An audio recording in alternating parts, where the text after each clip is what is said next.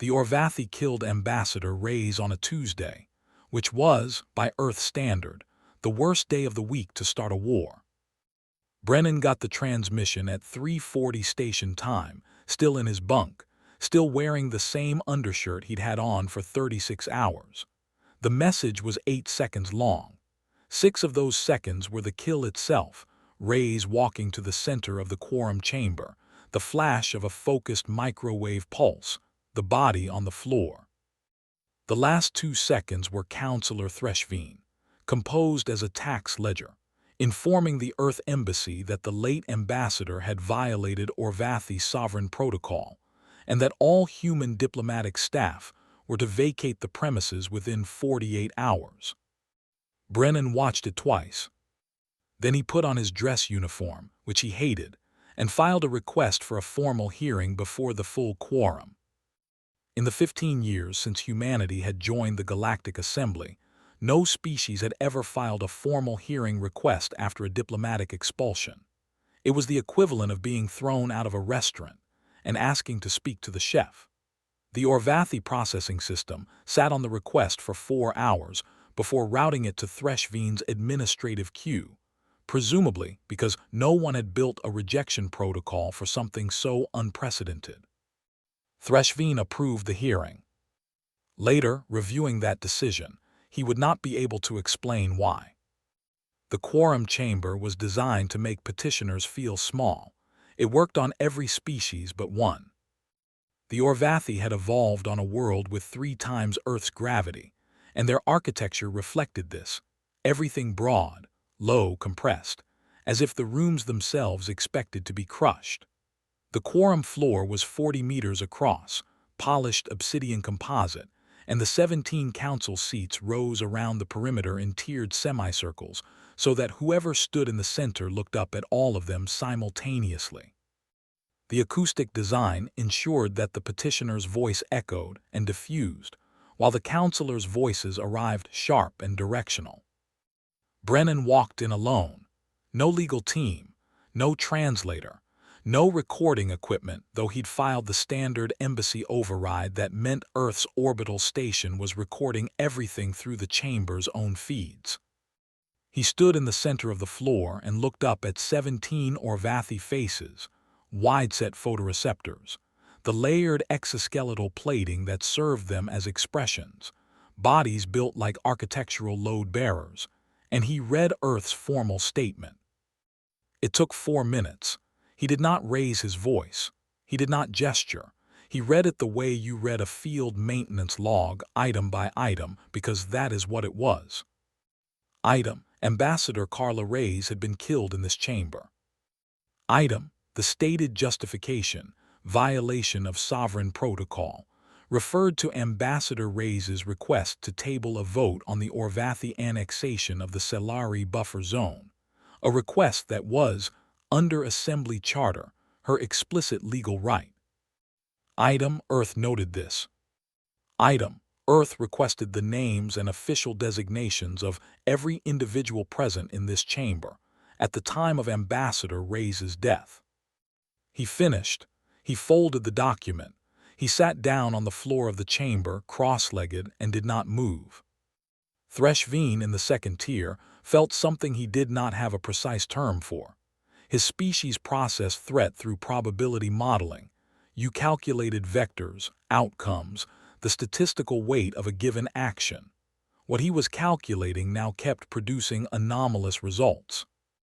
The human had sat down. This was not in any diplomatic precedent he had access to. Petitioners stated their case and left. They did not remain. They certainly did not sit. He pulled up the human service record, which Earth's embassy had submitted as standard biographical attachment. 12 years in the Earth Defense Forces, 3 deployments, 2 commendations for actions under fire that Threshveen had to read 3 times because the described behavior seemed to violate basic self-preservation logic. Then 6 years as a diplomatic attaché, which suggested the human government sent its soldiers to do its talking. He looked at the human on the chamber floor. The human was looking at the king's seat. Not at Threshveen, not at the full quorum, At the king's empty seat, positioned at the apex of the semicircle, inlaid with the compressed mineral that the Orvathi used to denote supreme authority. The king did not attend routine hearings. There was no reason he would be here. Threshveen asked the human why he was still sitting. "I'm waiting," Brennan said. "For what?" "For the names I requested." Threshveen told him the names would be processed through standard administrative channels and transmitted to the Earth Embassy within 14 days. "That's fine," Brennan said. He did not stand up. Threshveen stared at him for a long moment. Then he called a recess. There were 16 guards between the king's chamber and the corridor where Brennan stood at 11:47 station time, and he had counted them twice. The hearing recess had lasted 11 hours. During that time, Brennan had eaten a ration bar from his jacket pocket, used the embassy-flagged restroom twice, and spoken to no one. The Orvathi guards assigned to watch him had rotated in 3 shifts. He'd nodded at each new set like they were colleagues. The request for the names had, predictably, not been honored. What it had done was generate administrative traffic, routing confirmations, jurisdictional flags, a query to the king's office about whether the human's presence in the building constituted a security issue. That traffic had told Brennan what he needed to know about the building's internal communication architecture. The rest was logistics. He had trained for 11 years to move through defended spaces. The Orvathi had trained for 11 years to defend against Orvathi. These were not the same thing. Their guards were positioned for width and mass. They were built to be immovable. They were not built to track something that moved at human speed through the service corridor access points, which were sized for maintenance drones, and therefore sized approximately for a man who didn't mind his shoulders. He moved. Not fast. Fast draws attention. He moved at the pace of someone who belongs, through a building he'd spent 11 hours memorizing, past guards whose attention was on the exits.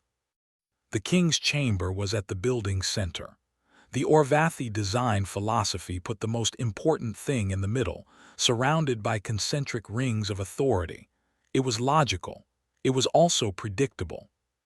At 12:02, Brennan bypassed the chamber's secondary access panel using the maintenance override code that, by assembly charter, all embassy staff were required to hold for any building in which diplomatic proceedings were held. The Orvathi had written that charter themselves. It had never occurred to them that a species would use it for this. The king of the Orvathi quorum was reviewing resource allocation reports when Brennan came through the secondary access. He was alone. His personal guard detail was stationed at the primary entrance, which Brennan had not used. The king had time to register the intrusion. He had time to reach his alert panel. He did not have time to use it. At 12:04, Brennan was standing in the center of the throne room when the primary doors opened and 6 guards entered. He was not running. He was not armed. He was standing with his hands at his sides and his dress uniform still, somehow, mostly presentable. The guards surrounded him. One of them asked in the clipped Orvathi administrative dialect what he had done. "Invoice delivered," Brennan said in the same dialect and held out his wrists. Threshveen arrived at the chamber at 12:31. He stood in the doorway for a long time. The king's body had not yet been moved. The guards were waiting for the forensic documentation team, which was standard protocol. The room smelled of the mineral compounds the Orvathi secreted under stress. Threshveen's own secondary processing glands were working at capacity, flooding his body with chemicals his species had evolved for moments of systemic threat. He was afraid. He examined that fact with the precision he brought to everything. He was afraid, and he needed to understand why, because fear without taxonomy was useless. The human had killed the king. That was a fact. The human had then waited unarmed for apprehension. That was also a fact. The human had made no attempt at escape, had offered no resistance, had said 2 words. Threshveen pulled up the Earth diplomatic record. 43 years of contact. 17 disputed incidents. In every incident where a human representative had been harmed, there had been a response. Not a military response. Earth was careful about that, careful in ways that had always seemed, to the Orvathi analytical apparatus, like weakness. He was revising that assessment.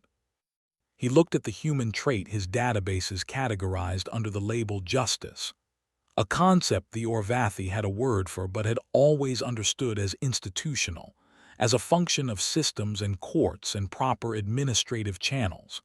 The Orvathi word for it meant, literally, correct outcome through correct process. The human had used correct process. He had filed the hearing. He had attended. He had requested the names. He had waited 11 hours. And then he had walked through a defended building, killed a head of state, and handed himself over. Not because he expected to survive it. Brennan's transmission to Earth, sent at 12:03, 1 minute before the guards entered, had been 2 sentences. Threshveen had obtained a copy.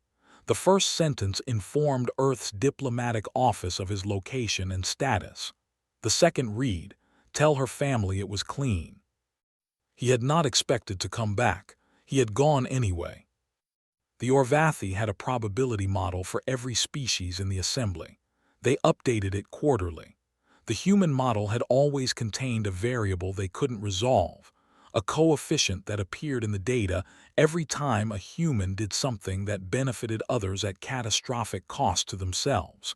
They'd labeled it an anomaly, a statistical artifact. Threshveen looked at the king's body. He updated the model. The variable wasn't an anomaly. It was load-bearing. It was the thing the whole structure of human behavior was built around. They would pay any price. They would walk through any defense. They would hand themselves over to certain imprisonment or death if the accounting, by their own private calculus, came out right. You could not deter something like that. You could not negotiate with it, not in the way the Orvathi understood negotiation, as a process of finding the threshold below which a species would accept loss. Humans didn't have that threshold. Or rather, they had one, and it wasn't located anywhere Threshveen could reach. He thought about what this meant for the assembly, for the 17 species that had voted, at various times and in various ways, to treat human representatives as expendable, for the Orvathi, specifically, who had spent the last 6 years quietly maneuvering human interests out of the buffer zone discussions. He thought about Reyes's body on the quorum floor and Brennan waiting, cross-legged, to be arrested, and the 2-sentence transmission sent 1 minute before the end. He did not have a word for what Brennan had done. The Orvathi word for justice meant correct outcome through correct process. The Orvathi word for revenge meant retaliatory action exceeding proportional response. What Brennan had done was neither. It was proportional. It was precise. 1 death for 1 death, head of state for ambassador, delivered personally, without army or armada, just 1 man in a dress uniform walking through a building because someone had to. Threshveen stood in the doorway of the king's chamber for a long time. Then he went to draft the quorum's formal communication to the assembly. He chose his words carefully. He was Orvathi. He was always careful. But for the first time in his administrative career, he found himself writing around something he could not name, a gap in the Orvathi lexicon, a concept that had not existed in their civilization because they had never needed it. Accountability without institution. Justice made personal. The willingness to pay the full price of a principle, in advance, alone. He did not know what to call it. He suspected, reviewing the Assembly's records on human culture, that humans did not have a single word for it either. They just did it. Brennan spent 47 days in Orvathi custody before Earth's legal team secured his transfer to Assembly jurisdiction. The cell was too low for him to stand up straight, which he suspected was not accidental. He did push-ups. He slept in shifts. He ate what they gave him, which was nutritionally adequate and texturally like compressed gravel, and he did not complain. On the 31st day, a guard whose name he never learned left a cup of something hot outside the cell door. It was not Orvathi's standard issue. It was, as far as Brennan could tell, an approximation of tea. He drank it. On day 47, he was walked to the transfer bay by the same guard detail he'd had since day one, and he nodded at them the way he'd nodded at every rotation, and they did not nod back, which was fine. The Assembly's ruling, issued 6 days later, found that the assassination of Ambassador Reyes had constituted an unlawful act under Assembly Charter. It found that Brennan's actions were not sanctioned by Earth's government.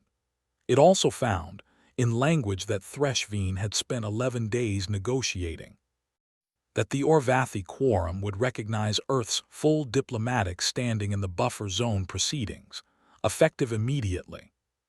Brennan read the ruling in the medical bay of the EDS transit cruiser that picked him up at the Assembly's outer station. His ribs had not been broken, technically, though 2 of them had been deeply unhappy about the maintenance corridor for about 3 weeks. The ship's doctor told him to sleep on his back.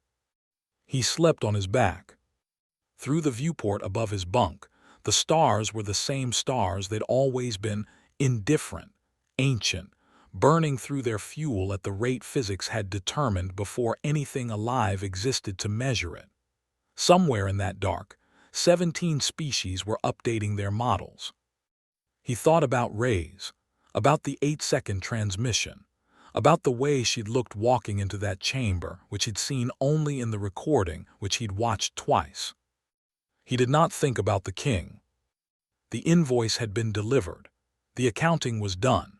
What he felt about it was the same thing he'd felt about everything that had cost him something irreversible, a clean, quiet absence where the weight used to be.